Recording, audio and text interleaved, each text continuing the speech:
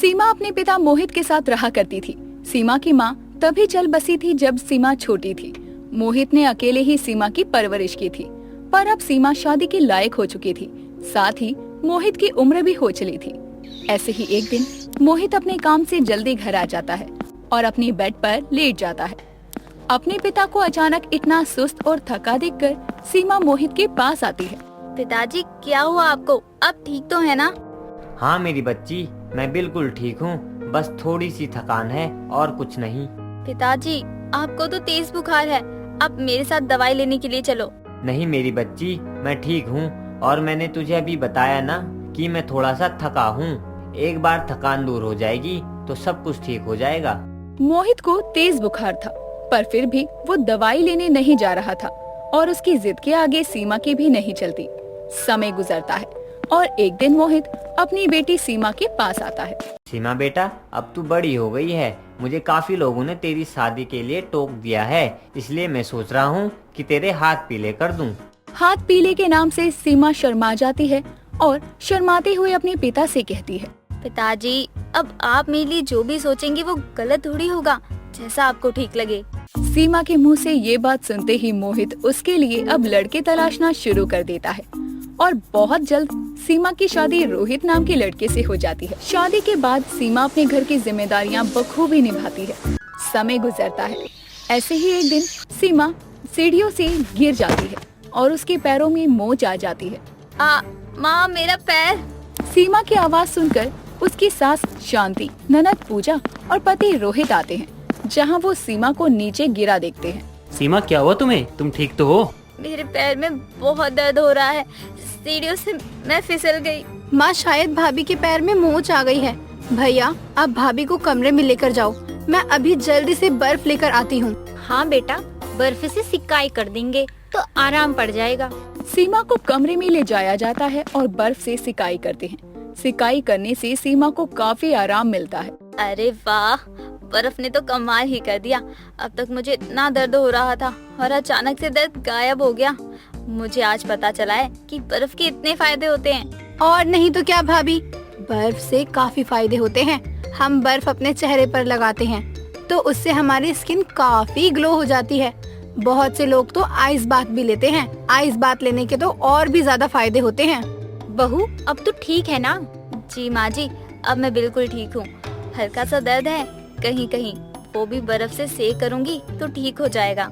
चल ठीक है, फिर तू आराम कर, हम चलते हैं। अपनी ननद की बात सुनकर अब सीमा के मन में आइस बाथ वाली बात रह जाती है। अगले ही दिन सीमा अपने बाथरूम के बाथ टब में ढेर सारी बर्फ डालकर काफी देर तक लेट जाती है और इसी वजह से सीमा को सर्दी जुकाम हो जाता है।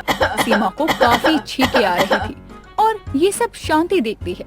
अरे बहू, क्या हो गया? तुझे इतनी ज्यादा छींक क्यों आ रही है? मौसम तो सर्दियों का चल भी नहीं रहा, तो तेरी तबीयत कैसे खराब हो गई? कुछ नहीं माँ जी, वो बस मैंने आइस बात ले लिया था ना, तो शायद इसी वजह से मुझे सर्दी जुकाम हो गया है। ये आइस बात वही है ना जो पूजा ने बताया था? हाँ माँ जी, वही है। आपको पता है ना, आइस बात लेने के बाद तो इतना अच्छा लग रहा है, ऐसा लग रहा है कि मेरा पूरा शरीर ही खुल गया हो। सच में बहुत फ्रेश फील हो रहा है।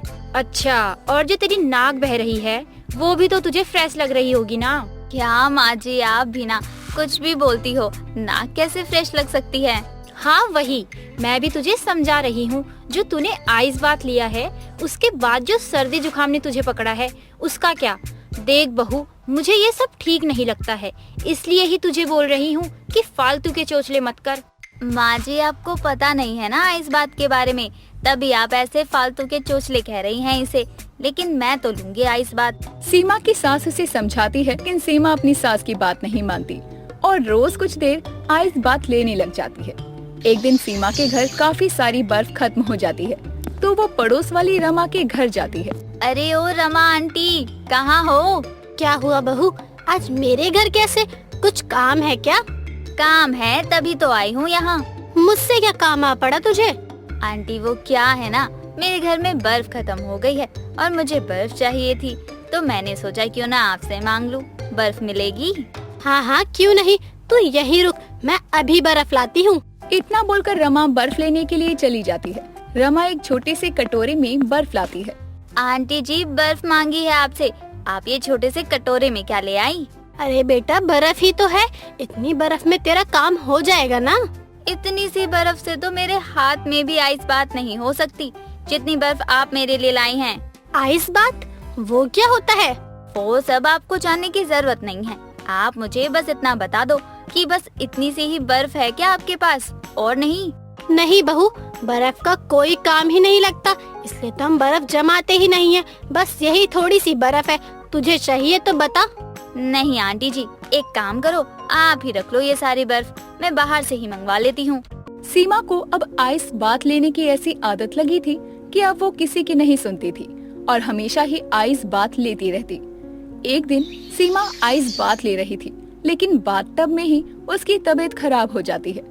वो तो इत्तेफाक से उस दिन सीमा ने बाथरूम का दरवाजा बंद नहीं किया था और सीमा को ऐसी हालत में उसकी ननद पूजा देख लेती है और जल्दी से सब लोग उसे हॉस्पिटल लेकर जाते हैं और उसका इलाज होता है। सीमा की हालत बहुत नाजुक थी। तभी डॉक्टर सीमा के परिवार से कहता है, देखिए आपकी बहू को निमोनिया हो गया है और उनकी हालत बहुत ही नाजुक है। कुछ देर में इनको होश आ गया तो ये तो बहुत अच्छी बात है, वरना हम कुछ नहीं कह सकते। डॉक्टर इतना कहकर वहाँ से चला जाता है। डॉक्टर की बात सुनकर वहाँ पर सब लोग परेशान हो जाते हैं। कुछ देर बाद जब सीमा को होश आता है, तब जाकर सब लोग थोड़ा चैन की सांस लेते हैं और सब लोग सीमा के पास जाते हैं तो डॉक्टर समझाते हुए बोलते हैं, आपने अपने आप को लेके काफी लापरवाही की है। आपको अंदरूनी रूप से बुखार था, आपके बॉडी के अंदर बुखार था कई टाइम से और आपने इलाज भी नहीं करवाया और आपका शरीर पूरा ठंडा था। हाँ, वो मैं आइस बात ले रही थी। कोई भी चीज ना बस एक हद तक अच्छी लगती है, जब बात हमारी जान पे आ जाए ना तो उसे छोड़ देना चाहिए। अब अगर आपने अभी भी आइस बात लेना नहीं छोड़ा तो आपकी हालत बहुत खराब हो सकती है। हो सकता है आपका शरीर जम जाए। हो गई खुशी बहू तुझे? अरे जब मैं तुझे समझा रही थी तब तो तूने मेरी बात कभी सुनी नहीं। देख ले अब कहाँ आ गई है तू। हाँ माँ जी, आप सही कह रही हो। अगर मैंने पहले ही आपकी बात मान ली होती तो आज ये नहीं होता।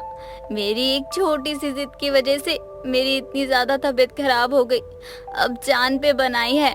सीमा, तुम तो पढ़ी लिखी लड़की हो और तुमने ही अपनी सेहत के साथ इतनी बड़ी लापरवाही कैसी कर दी? अगर तुम आइस बात ले भी रही थी तो इतनी देर तक क्यों लिया तुमने? देखा अब क्या हो गया। मुझे माफ कर दो, मैं जानती हूँ कि गलती मेरी है, लेकिन अब आगे कभी ऐसा नहीं होगा। सीमा की तबीयत खराब होने के बाद सीमा को अपनी गलती का एहसास होता है और वो फिर कभी आइस बात नहीं लेती।